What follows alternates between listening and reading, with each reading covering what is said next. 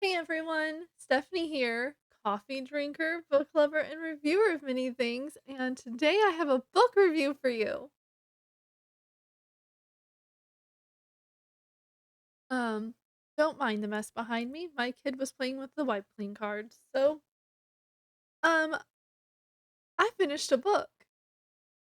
I'm very proud of myself. I finished Intensity by Dean Koontz. It is on the 2025 reading challenge, the one that I deem for adults. Uh, I found it at my local library. Um, So I have a nice little library book here, and it's got a and it's an autographed copy. I'm like, how cool is that? Um, did I like this book?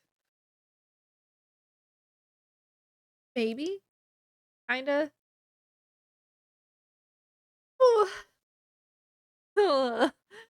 Okay, so I'm gonna read you the first.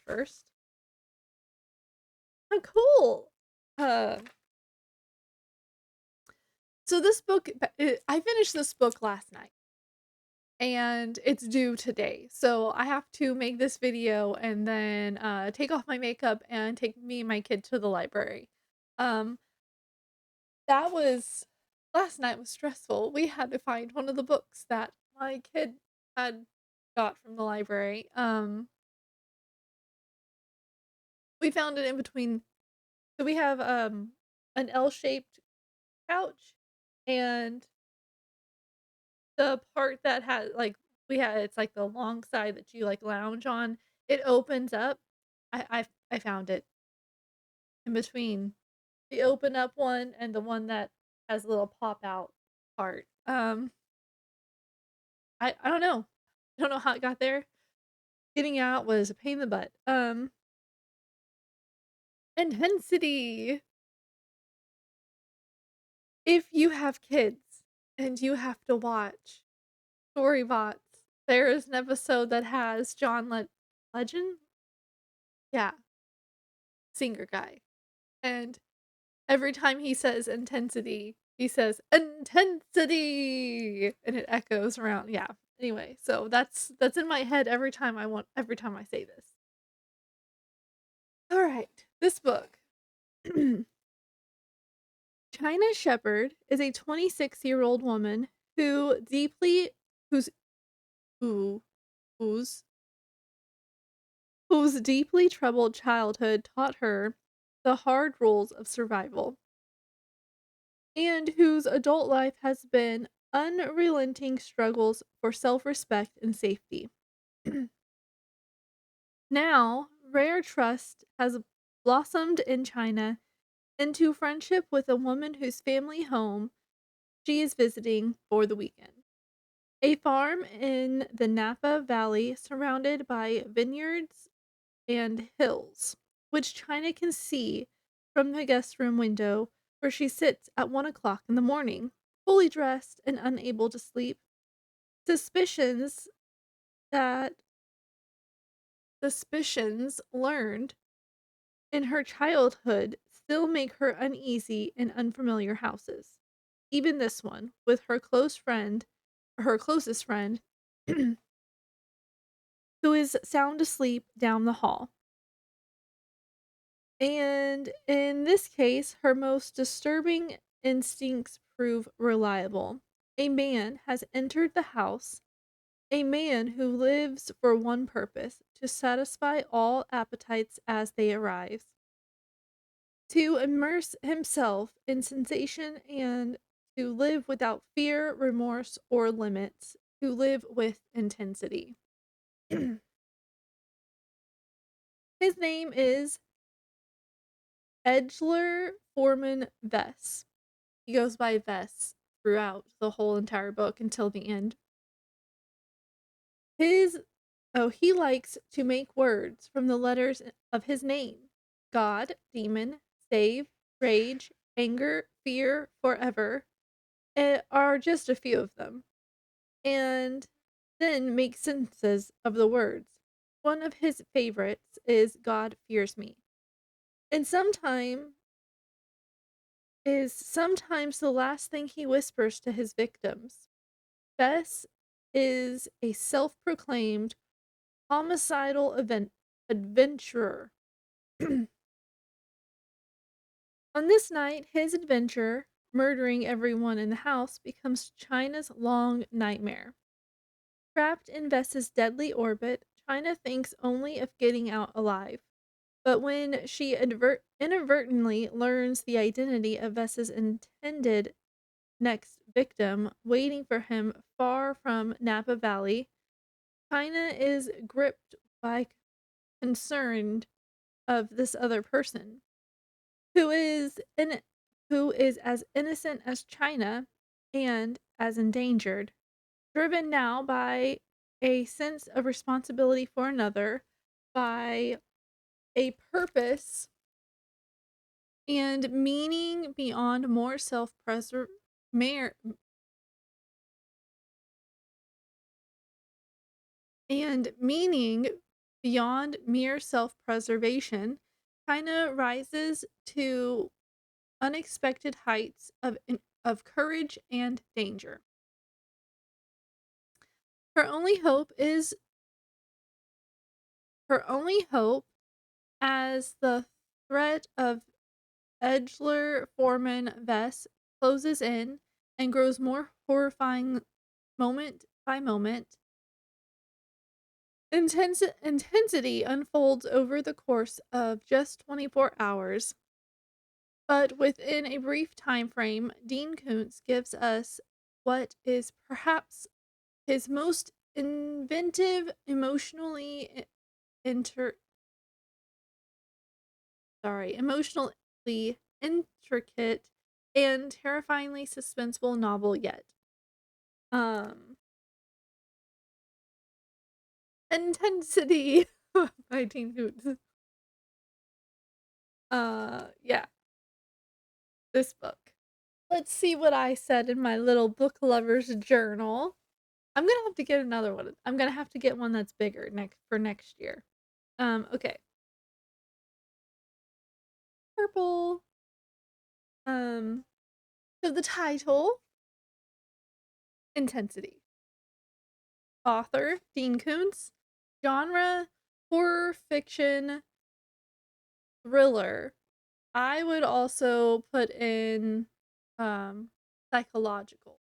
Maybe it's a psychological thriller because you're like, "Ooh, what's gonna happen? What is she gonna get out of this? What's gonna happen now?" Um, the publisher of the book that I have is Random House. There are not 800, 308 pages. And if you listen to this book, it is 13 hours and 3 minutes long. I started this book June 17th, 2025, and I finished this book July 13th, 2025. Took me a long time to read this book, guys. Why did I chose why I need more coffee. Hold on. Struggling today.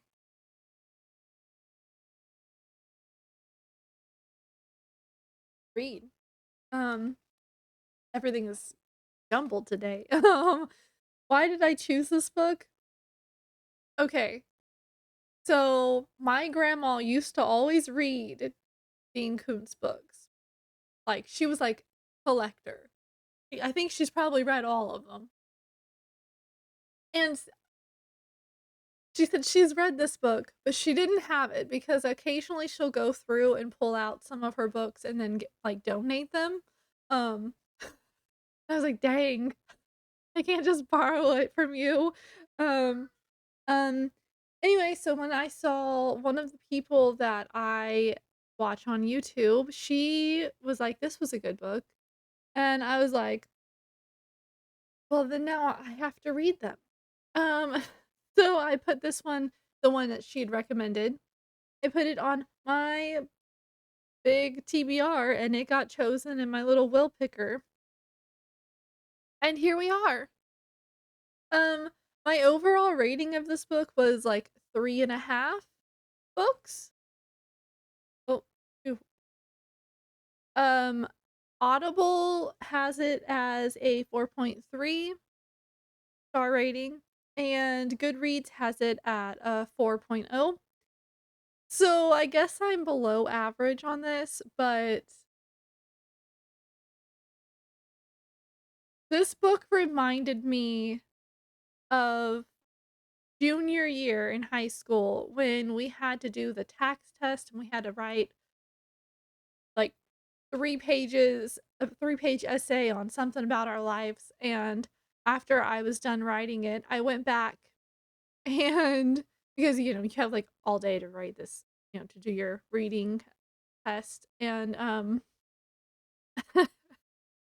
I went back and we were allowed a thesaurus. I think me and like two other people asked for this thesaurus. And we got stuck. And I went back and found all of my adjectives and went through the thesaurus until I found the word, and then I would erase what I had and put in the more descriptive words. And I passed with a 4, and they thought that I was smart, and they put me in advanced classes the next year, and I was like, "Oh, take me out of here." Um, anyway, but that's how this book made me feel. Like, yeah. Would I recommend this book? Sure. It was still a good book. It just wasn't like, "Oh my god, it was so good." Um, other okay. So in my other books by this author to read, there were over 100 books, and I didn't feel like writing them down. So I just put over 100 books. All right, my review of this book. Oh man, this book would have been a novella if it weren't for all the adjectives. Too many descriptive words for my taste. That's how I felt. Um, I feel so bad for China. No one should have to go through everything she went through. Her mom disgusts me. Ugh. She knew what she was doing to her kid. I'm surprised that China didn't turn out as a killer. Which for a second in the beginning you think because like she was spaced out just staring at the stars, maybe she was like had two personalities or something. Um, but it wasn't. I wasn't surprised when we found out Vess's job, especially after China found the office in his house. This was before cell phones were big. Only rich people really had cell phones. But my brain kept saying, just use your phone. So that's something to keep in mind. This was before cell phones was popular. Like a few people had them. Like there was the car phone. Because when she gets into a stranger's car, she looks for it. And they weren't. We'll talk about that later. That's a spoiler. The word intensity was used so much in this book that it was like they were trying to remind you that the name of the book was Intensity. This book was okay. That's what I said. So now is my spoilery bit, and I have to talk about it. Okay. Um,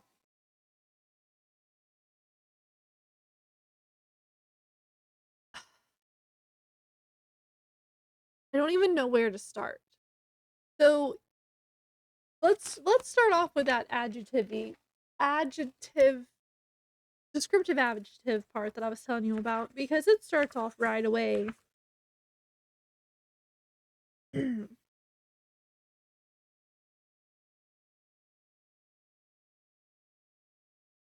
The red sun balances in the highest ramparts of the mountain, and the waning light, the foothills ap- it, oh, in its waning light, the foothills appear to be ablaze.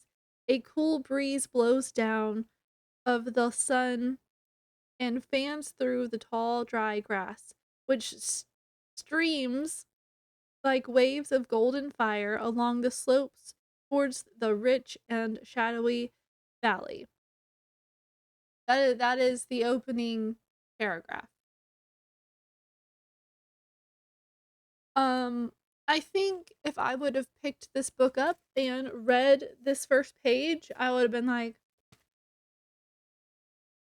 because that's not, to me, that's not captivating. I mean, yes, it's great. It's it's a great paragraph, but I don't think it needed to be the first paragraph. Yeah, it's just very descriptive. It's like that through the whole book. Like I said, if only half of the descriptions were in this book, this would have been a novella. It would have been like this big. Um,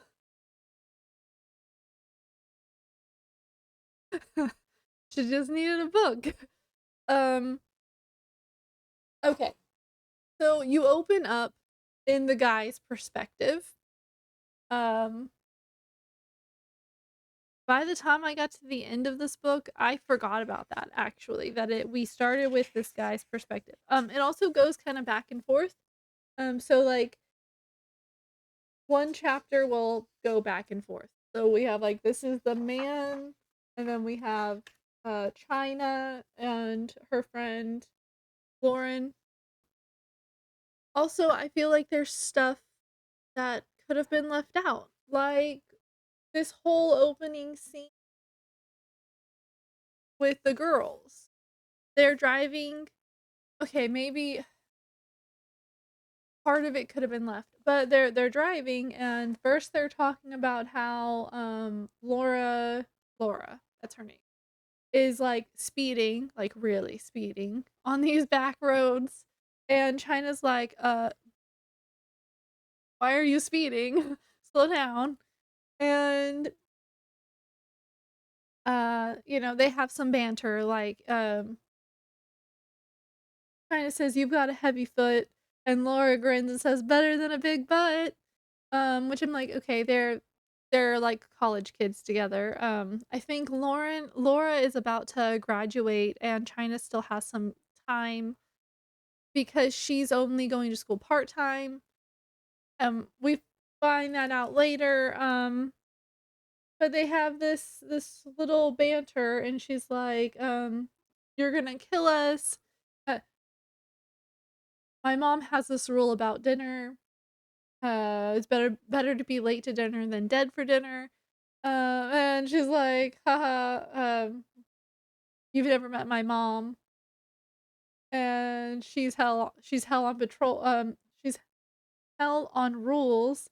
And China says, well, so are highway patrol. And sometimes you sound just like her. So, there's some back and forth stuff. And they're flying, they talk about dreams and they talk about men and being with men, um, and stuff like that. You know, college, mid-20-year-old stuff. And to me, some of their banter it feels like they're younger than they are. Um, and we have like 4 pages of going back and forth. Anyway, so like they're all of their beginning banter kind of makes them seem younger than they are. Even though you find out that, they're 24 and 26 or 20, whatever. They're in their 20s. Um, my favorite part of this whole opening thing is trying to find it so I can read it.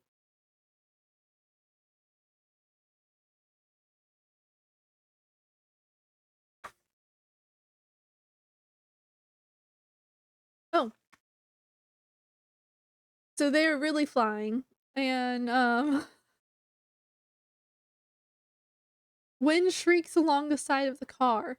In the flickering shadows of fiery light, the ahe long incline ahead of them seemed to be a ramp, as if they're going to launch into space.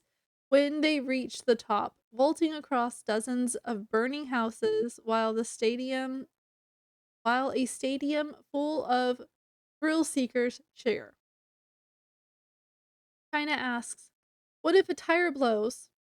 "The tire won't blow," Laura says confidently. "But what if it does?" China says. Wrenching her face into an exaggerated demonic grin, Laura says, "Then we're just girl jelly in a can. They won't even be able to separate us to they won't even be able to separate the remains into two distinct bodies. A total anamorphous mess. They won't even need a coffin for us. Just pour our remains into a jug and put it in one grave. The headstone will read, Laura China Templeton Shepherd. Only a, a cuisine art would be more would have been more thorough." I liked that. I thought it was funny. Um, but yeah, like there's like 3 pages of them just bantering back and forth. And then someone appears in front of them and it's an old person, an old man is driving and then China has a flashback of her childhood. And that is the first flashback we have and we throughout her whole throughout the whole book, she keeps getting flashbacks of this specific night when she was 8 years old, and then, there's a time she has a flashback of when she's 7. Um, and that is when you start realizing that her mom, because we don't know who her dad was, but her mom was terrible. And like throughout the book you get snippets of her past and you remember a time on her 8th birthday when she was trapped under a bed because her mom's friend boyfriend at the time was ran into her room and was like yelling for her and she was scared so she hid under the bed and there was um, a roach, a pimento bug, and it was crawling all over her and she was so afraid of the man that she was like, "I'm not going to scream or anything with this roach crawling on me." And later you find out that that's why she kept her hair short. And then later after that, you find out what happened after he came in and was looking for her. And then her mom came in and was like, "Oh, clearly she's not here." And they did some stuff on her bed, with her underneath it. And when they were done, her mom gets up to go get cleaned up, and the man leans his head over the bed and said, "How are you doing, birthday girl?"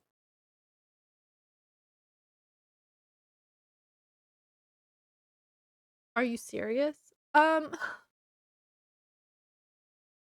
then you find out that, she was there when they drove an old couple off of the road, and they made her watch as they drowned, and that's not even the main story of the book, but that is the stuff that stuck into my head. Um,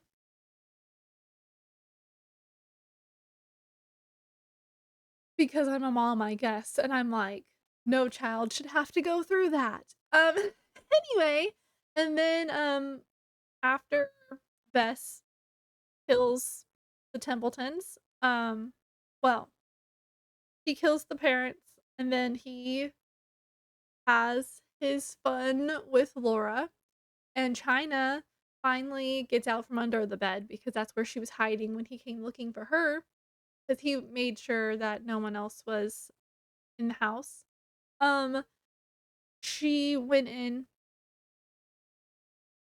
and she found the parents, and she's like, "Keep it together, keep it together, keep it together, keep it together," because she's a psychology student, probably because she wants to know more about her mom. Um, but surprise, she found another psychotic person to research. And there's this part where Laura's trying to sneak out of the bedroom where the killer vest has set up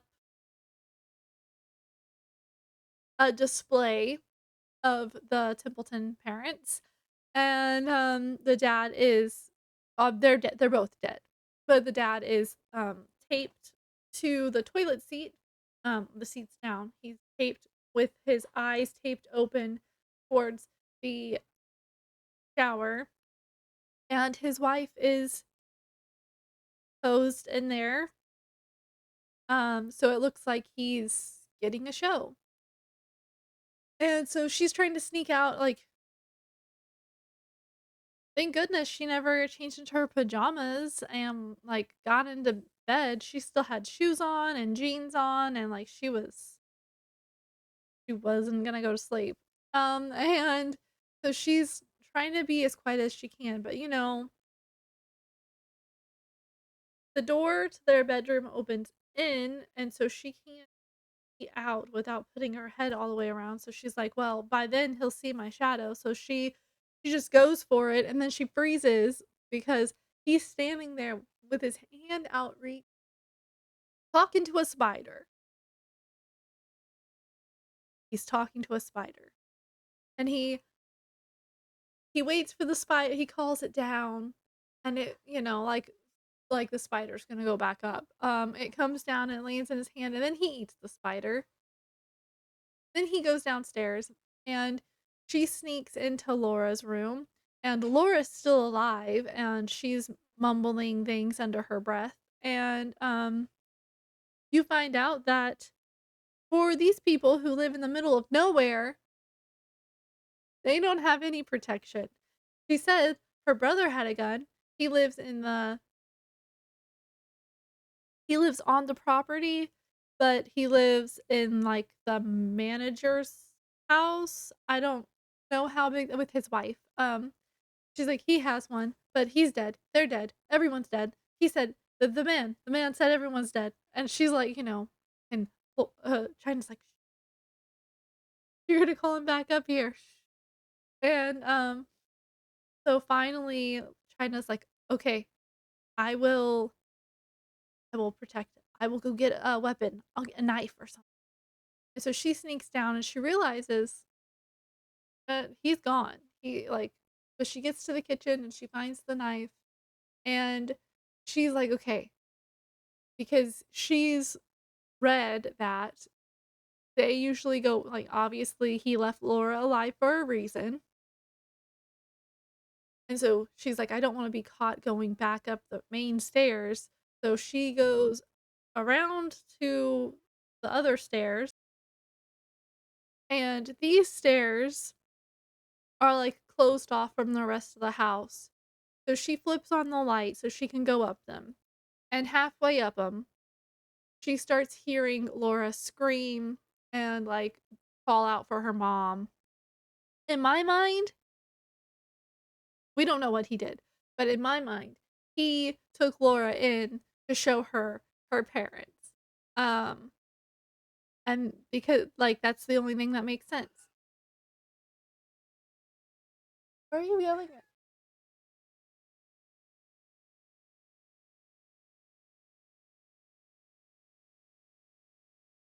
We want to say hi to Keller. You want to say something?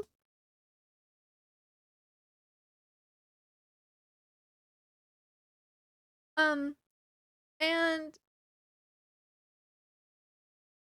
The way okay, so she hears Laura screaming and it abruptly cuts off.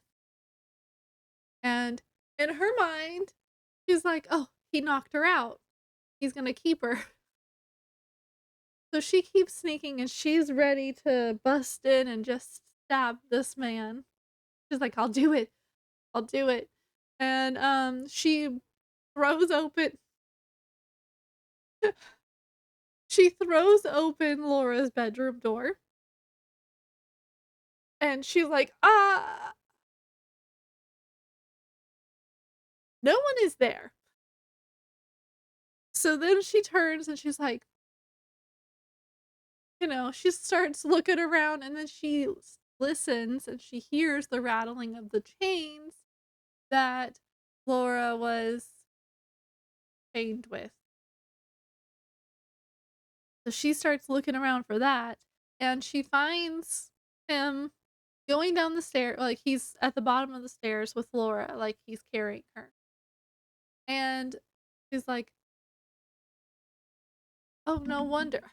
Don't hit the mic.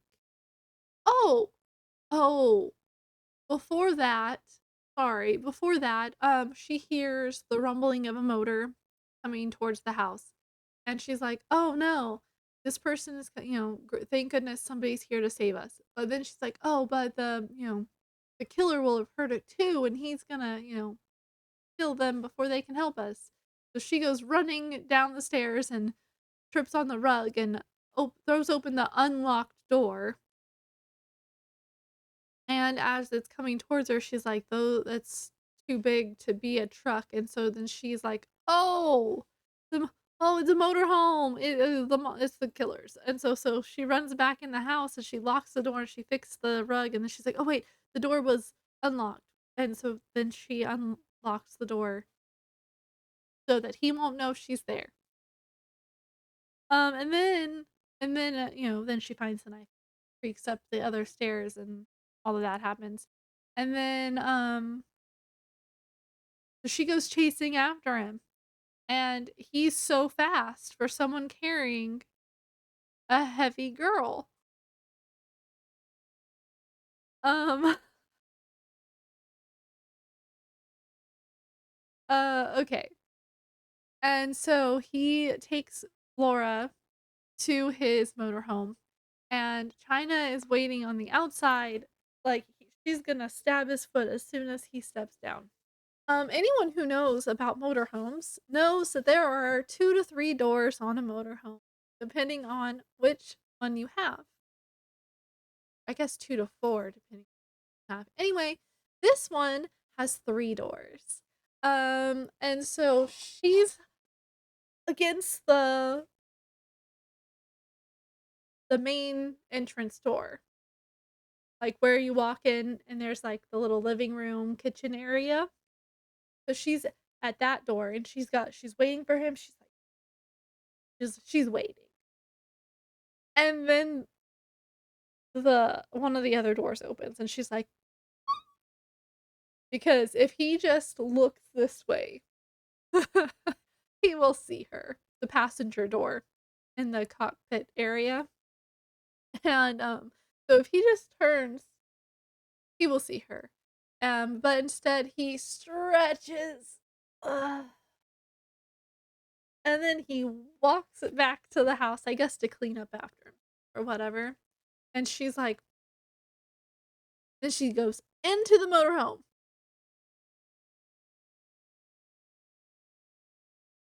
because she thinks Laura's still alive. I don't think she's still alive. Um, but I mean, I can't tell her what to think. Um, I would have, as soon as the guy was out of sight, I would have taken off running to the nearest house. Um,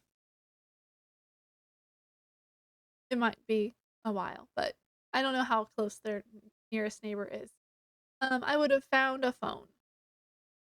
But she goes onto uh, she boards the motorhome and she goes looking for Laura and she finds her and she's dead. Like I thought. And that could have been the end of the story. She could have snuck back off real fast and hid in the vineyards, even though they were a little sparse, or like on the back of the house.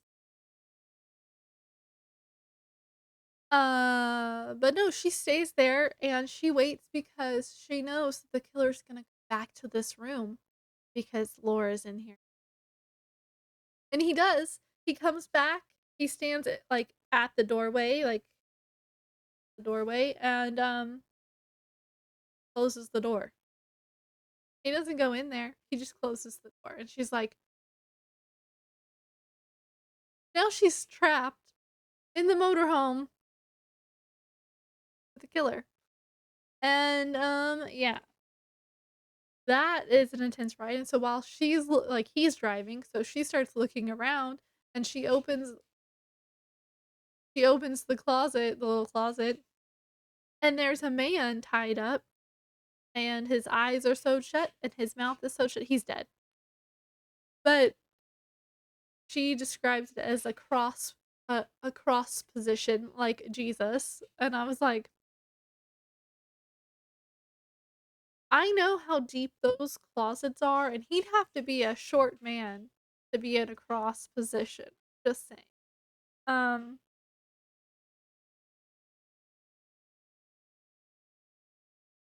yeah. I spent some time on motorhomes as a child. Um, she also describes that the back window of the motorhome, that goes over the bed, it has been boarded and bolted to the wall. Like it's boarded up and like bolted to the wall so you wouldn't be able to get it off, even if you got out of your restraint. It's like this isn't just a one off. Like he does this more than once. And she's like, okay, as soon as we get to a point where he's gonna turn or slow down, I'll I'll open the door I came in and launch myself out.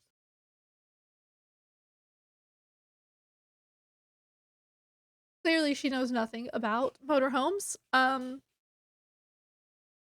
because usually those doors lock automatically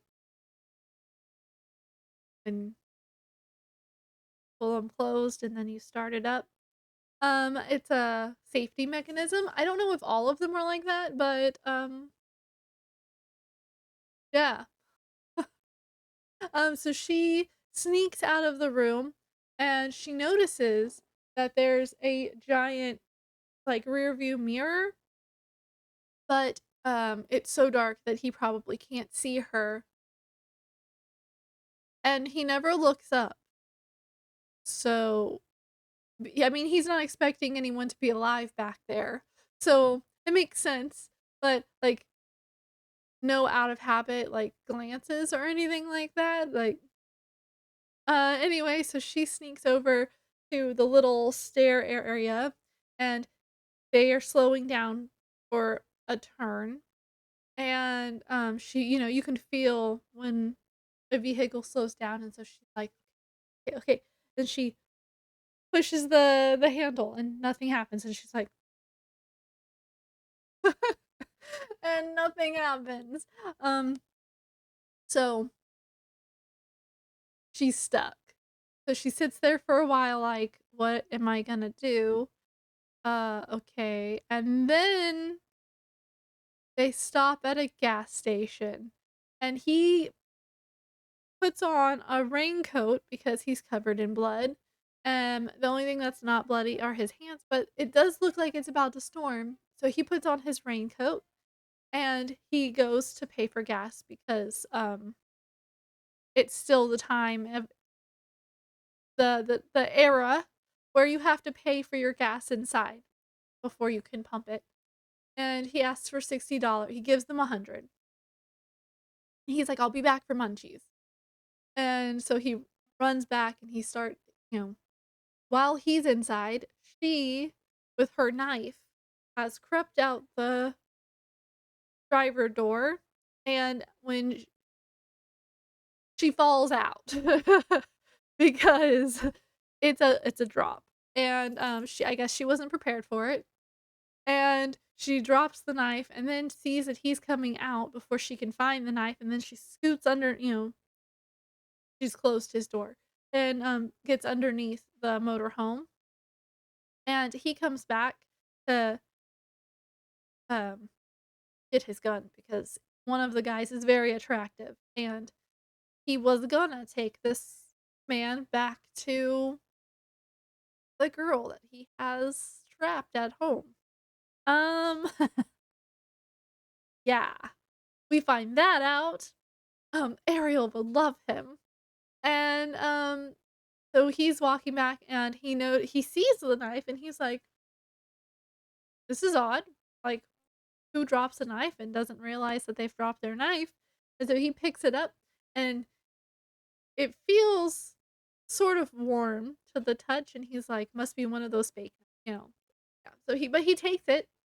He takes it and he puts it in his little cubby area and then he rigs his raincoat so that he can put his shotgun in it. And while he's doing all of that fun stuff, she takes off running and goes inside the station. And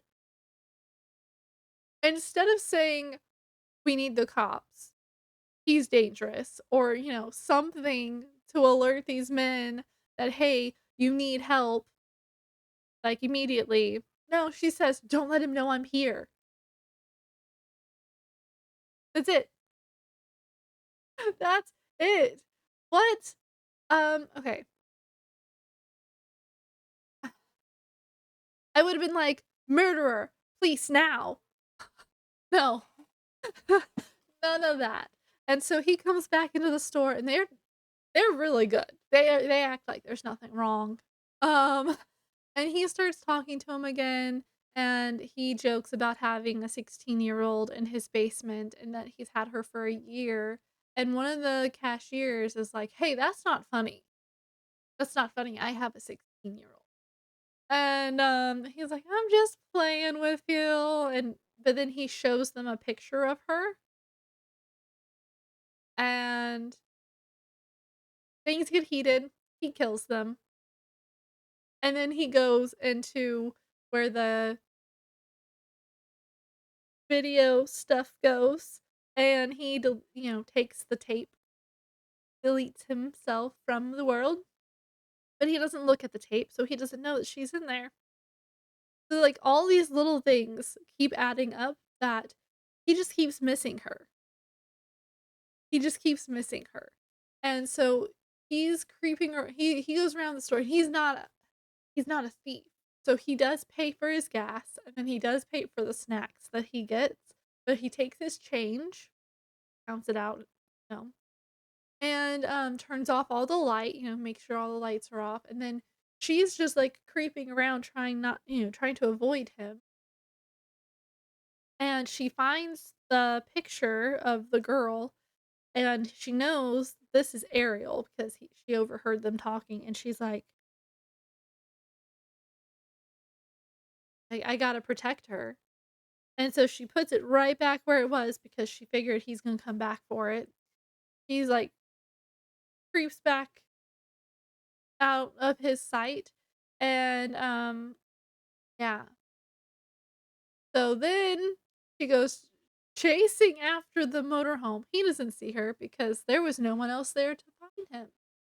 And then she rummages through the cars of the people who just got murdered and chases him down by car. Well, follows him first at a consistent distance, and then he gets off, and she gets off too. But she like I guess made it look like she wasn't gonna get off. I don't know how he missed that. And then she rage drived towards him and like went around him and had an accident on purpose and made it look like an accident, and then, backed her car across the road, so he had to stop because she was gonna get back on that motorhome to protect this little girl, and it was a whole thing, but he sees her. And then there's something mystical with, coastal elk, like, they're in the middle of the woods, and these elk are too far from the coast, and, it's just magical, and, yeah, so he saw her sneak onto his RV, and, he's like, he's excited, he's like, "She'll find what I have back there, and she'll scream, and when she starts screaming, I'll throw open the door, and she'll scream more," and, as he goes back towards the room, the door is closed, but he goes back there, and he's not hearing her rustling around or anything, he's like, "I'll let it play out," and so he goes to the bathroom in case she heard him walking back, and then goes and starts driving again, and, drives right onto his land and all of this stuff, and, he goes inside, well, he greets his dogs, got 4, and they're, trained to kill, and he goes upstairs, and he turns on the shower, and he turns on some music really loud so he could listen to it in the shower. Then he stands at his window and watches until she comes out of the motorhome. Then he realizes that she's coming in the house. And yeah. So now she has the gun from the gas station. One of the guys had a gun. And so she took that, and she never checks to see if there's any bullets in it. Um, so that comes back later. And she goes creeping through his house, whispering, Ariel, Ariel. And she goes into his basement. She finds weird stuff. And she finds a door that's bolted shut. And there's a little, like, slidey thing to look through. I can't remember what it's called. She sees the girl, and the girl is disassociating. She's just and you find out she does this every time she hears someone nearby because of the stuff that he made her watch that he did to her family, and so she's, like, trying to be in her own world, and she does vaguely hear, um, kinda calling out to her, but she's like, "Nope, I can't." And, then China says, "I'll protect you. I'm gonna be your guardian angel." And that gets through, but, a little bit too late because China turns around, starts walking back up because she's gonna go and kill the guy in the shower, and as she gets to the top of the stairs, her brain realizes that there were 2 sets of shoe prints that she just walked through, and she is the only one that went down. Um, and then he whacks her, and she falls down and gets hurt and head injury. They have a little fight. She tries to shoot him, and then he laughs, and he's like, and then later he explains that I don't know when, but he explains at one point that he took the shells and put them somewhere. I'm not gonna tell you where. It's gross. And yeah. Um So she's chained to a table for a while, table and chairs, and he's like, I'm gonna go sleep and then I'm gonna go to work and then we're gonna have some fun. And he makes her some scrambled eggs and cheesy scrambled eggs, if you and he has a talk. He has a talk with her and he's like, "Look, you either answer my questions or I start cutting body parts off of you. Up to you." He makes her a sandwich when he wakes up and they have more discussion. And one of the things that she asks him, she's like, "Were you abused as a kid?" He's like, "No, I was just smarter than everyone." And so they have a whole discussion about that because she only knows what the textbooks tell her. And he's like, "You need to get out of your head. I'm not a textbook person." Yeah. And then he goes to work. I actually do like the whole them talking scenes because they get to know each other. And she's still like, he's a sick psycho. But he's like, this girl is she's like, how? Like I should have like sensed her. Like he's got a heightened senses and stuff like that. And he's like, I should have sensed her. But he didn't. And when he goes out to the motorhome while she's supposed to be eating, he realizes there are deer size, like big deer tracks. He's like, and then he freaks out because he's like, this is an omen. There's no dog tracks over here. The dogs will chase off anything that's not supposed to be here. And so he freaks out and he has a screwdriver because he's putting the plates back on his RV. And so he jumps up and he runs in and he's ready to stab her. And then when he gets in the house, he's like, what am I doing? This is not how I do things, you know? And so then he goes to work and he's like, I will be back at 12:30 or midnight, just past midnight. She's like, hey. Like, and he's like, you can't go anywhere. So yeah. And he leaves and then she's going she's gonna off herself. She's like, first off, she has to pee really bad. And she's like, I can't I can't do that. Not not on myself. No. Mm-mm. And so she's like, she's chained up, and one of the Doberman keep popping up and looking at her through the window. She's just like, because this thing could totally get through the window if it wanted to. And so she's looking chained up, and she's looking at her wrist, and they're kind of bleeding because chains are tight. And she's like, I just bite hard enough. And so she's ready to do it, and she's got her, she's all set, got her teeth around her wrist. And then she looks out, she hears a noise at the window and she looks again.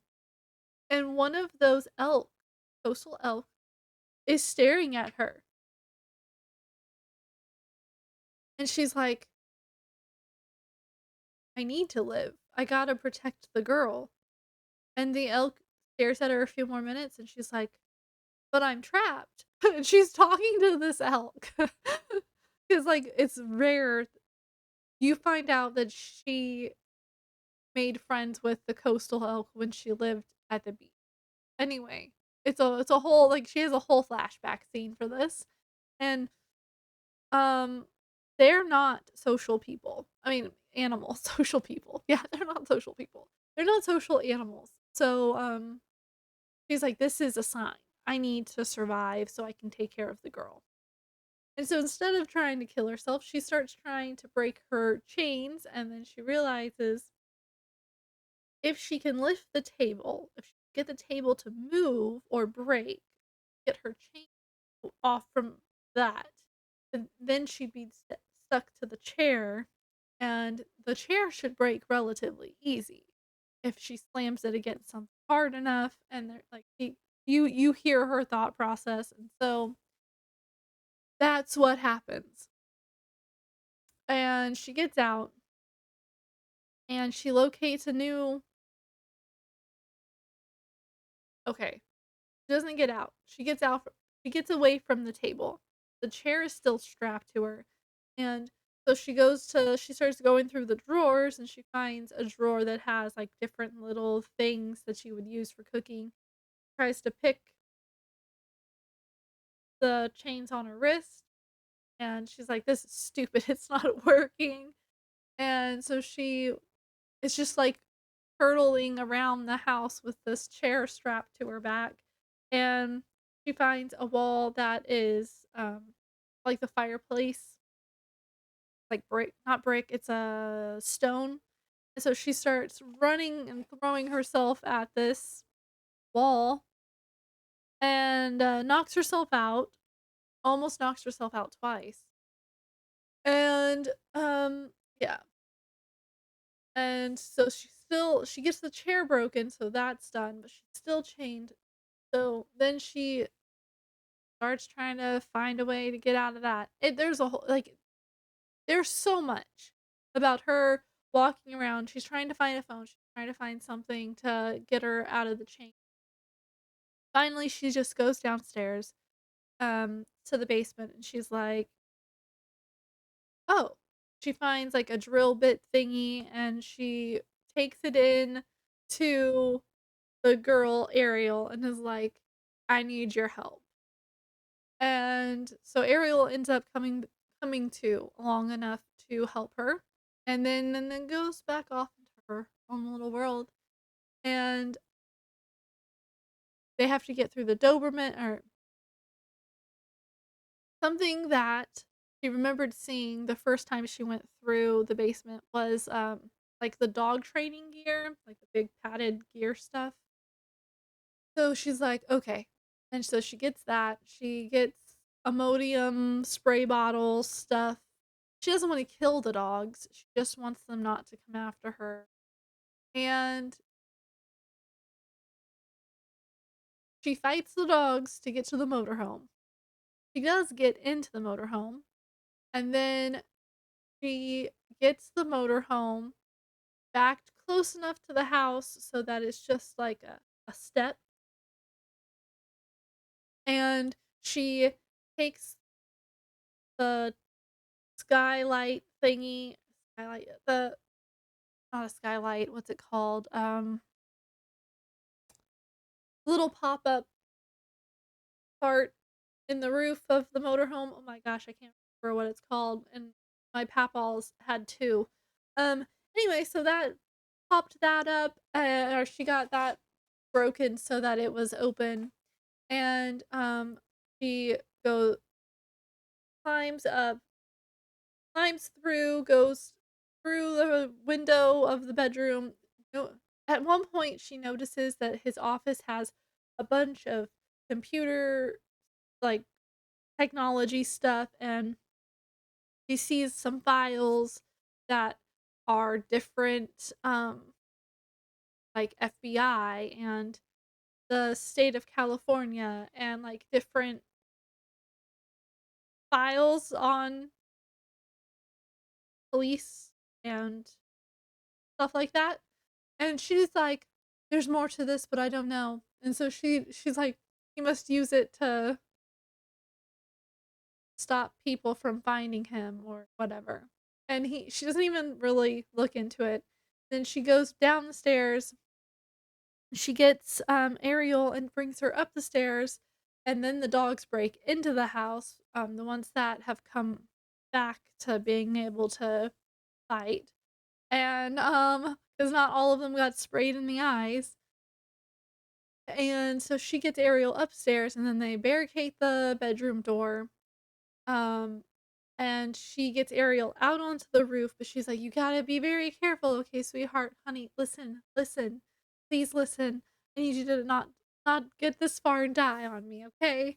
And, Ariel's like she's just looking off into the distance.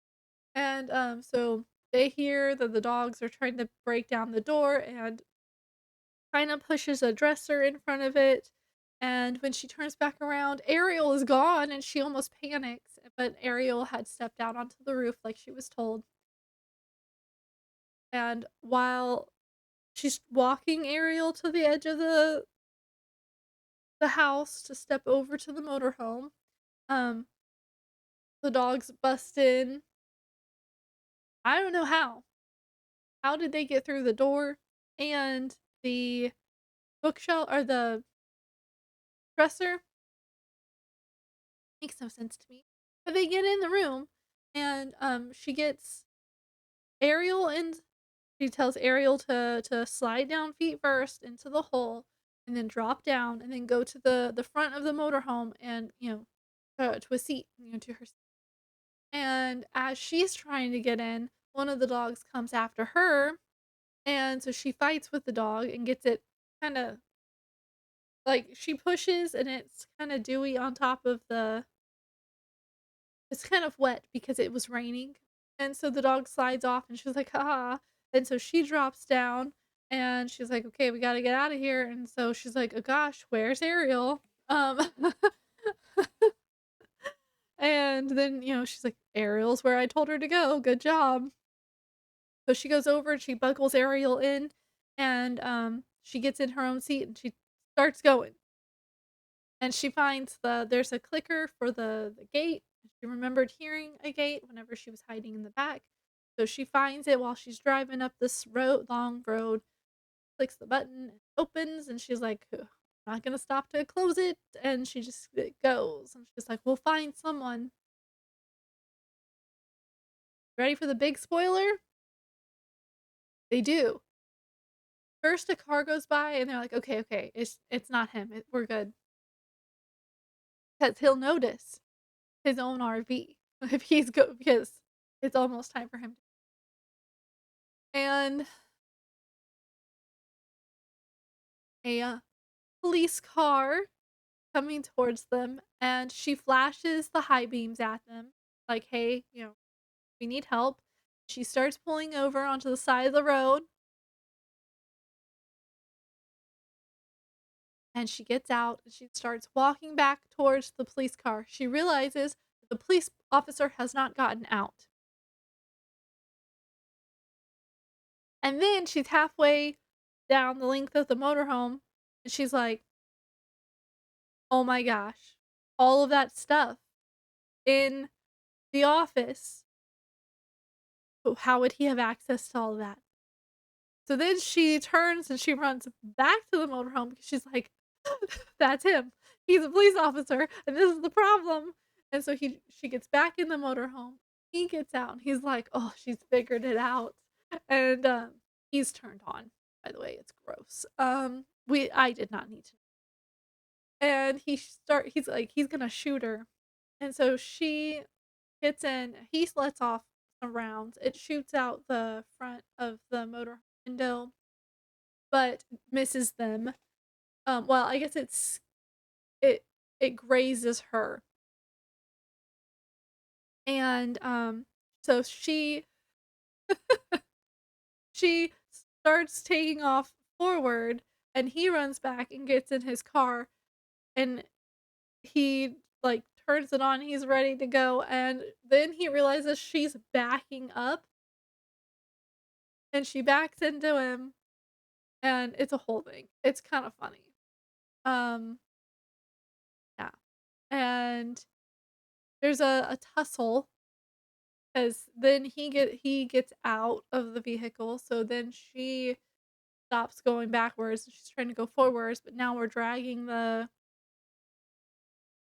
cop car, and he shoots a tire and it blows out and it flips the RV. I'm like, I don't think she's fast enough. And then there's the smell of gasoline, and he rolled into some gasoline, I think, whenever he was trying to get out of his car, whenever she backed into him, she smashed him into something else, and I don't exactly understand all of this because everything happens like at the end, and I'm like, why couldn't the rest of the book be like this? And so the ladies, girl and the lady, go out the front window because now the RV is on its side, and um, she tells Ariel to run, just to keep going towards the woods and just keep going, keep going. Find a hiding place. He won't be able to hurt you. Um, and so she like I can't even remember how it happened, but they get to her invest trying to invest get to the same like area where there's a puddle of gasoline, and China's on the ground and he's standing over her and he's ready to do the worst, and she smiles. He's like, "What?" And she pulls out a lighter and she strikes it. She throws it at his feet, and she's in her mind, she's like, "Even if I go up in flames with him, it's worth it to save this girl." And his shoes catch fire, and she rolls away from him, and, Ariel is still walking. She's just walking. She's not even running, and, China gets up and runs to Ariel and is trying to get her into the woods because she doesn't want her to see this. And she's like, guiding her, and it sounds like his screams are getting louder. When she turns and looks over her shoulder, and there is a man on fire walking towards them, and then he dies. And after that, they get the help they need. It skips ahead. We don't know how they got help. We don't know how they ended up in the hospital. Uh, Nothing. We don't know. Clearly, Vest dies because I don't think he could come back from that.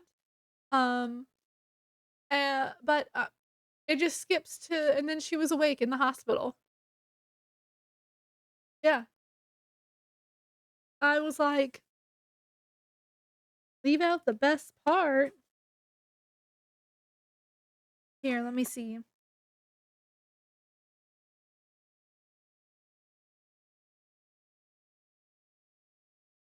Yeah. Oh, okay. I must have missed that part. Pulling Ariel with her, China backed further from the fire, but at last she was unable to stand one moment longer. She sat on the highway, shaking uncontrollably, pain racked, sick with relief. She began to cry, sobbing like a child, like an 8-year-old girl, losing all of their tears never spent under the bed or in mice infested barn lofts or on lightning scorched beaches. In time, headlights appeared in the distance. China watched as they approached, while beside her, the girl mutely studied the moon. That's chapter 11. That's how it ends. And then from her hospital bed, China gave detailed statements to the police, but none of the reporters. Like, somebody else took care of that part. We had a movie skip, and everything was okay. Anyway, so after some time, they released her from the hospital, and you find out that Ariel has been she's like in a group home type thing. Not a group home. Like an orphanage kind of. Because none of her family that's left wanted to deal with her because she's gone from the world.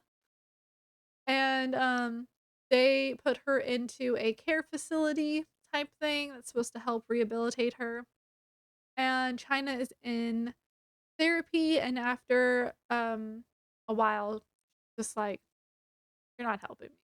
Um, 'Cause she already knows all this, and so she stops doing therapy, but she keeps visiting, Ariel, and then finally she gets the okay to adopt Ariel, and so she adopts Ariel, and by the time everything starts working out for Ariel, she's 18, and on the 18th Christmas, um, before that,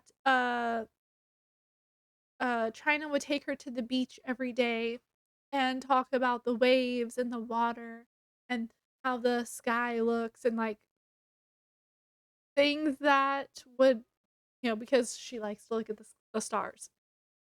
And she starts writing things about Ariel's name in the sand, like, oh, I don't know what Bess told you, but your name could mean this, like good positive things and stuff like this. Oh, did you know you could rearrange the letters and make, you know, and then close they meet this man and his son, and they realize they're attracted to each other, and they make a cute little family, and, one day while, China is reading on the beach, and, all of a sudden, her boyfriend man the man goes, "China, China, look," and, um Ariel is has her arms out and she's smiling and oh, she's just happy and normally she's just and he's like, look at her. She looks so happy. And China was like, it's coming back, coming back. Um and then that Christmas, you China finds a small present under the Christmas tree for her, um, from Ariel, and it says, I want to live. I was like, "Oh, that's sweet." And that's, like, pretty much China tells her, "We'll get there. There's ways to help you get back. It's okay. We'll do this." And it's a happy ending. But, like I said, this book could have been so much shorter. It could have been at least half this size. Um,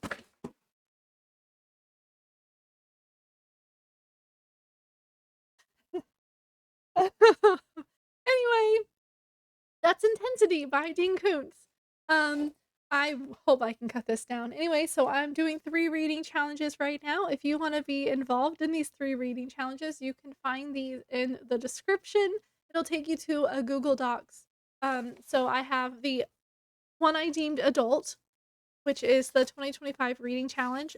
These have adult themes, not always adult content, but,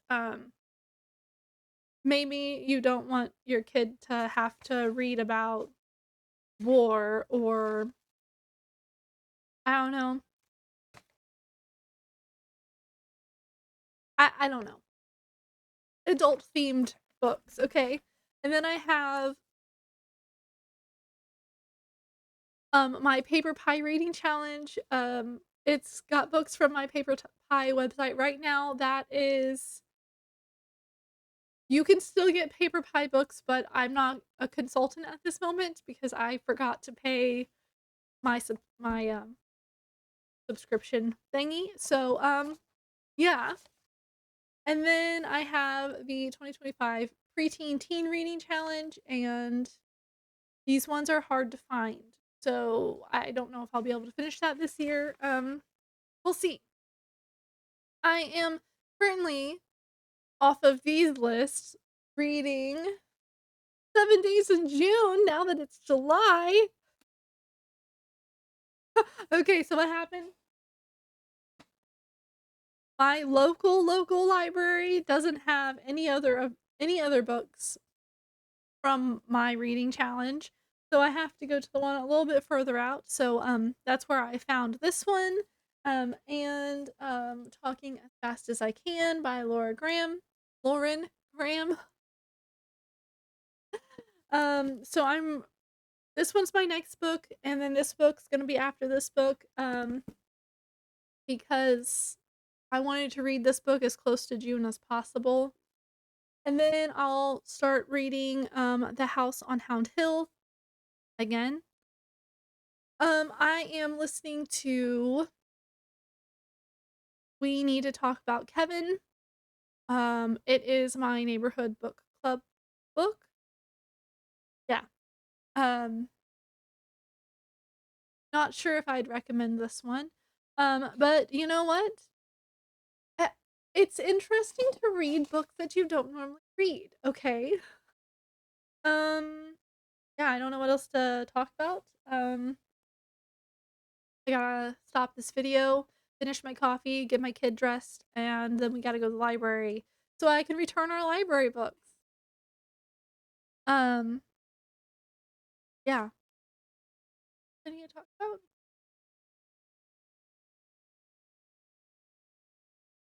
Oh, I'm got nightmares. I haven't started that one yet. And I have the Book of Secrets now, so I could start that one. I got it back from my niece. Yeah, that's it. If you liked this video, give me a thumbs up. And if you are gonna do these reading challenges with me, let me know in the comment section. If you've read Intensity by Gene Koontz, what were your thoughts? Because everyone is different, and you might have loved, or you might have hated this book. And I want to know how you feel. Um, Anything else? Anything else? Subscribe if you want to subscribe. If you're not sure if you want to subscribe, you can hit my face bubble down here, and it'll take you to my channel. And then you can go and look at all my other videos. Um, I mostly do book videos. I really like having reading challenges to do.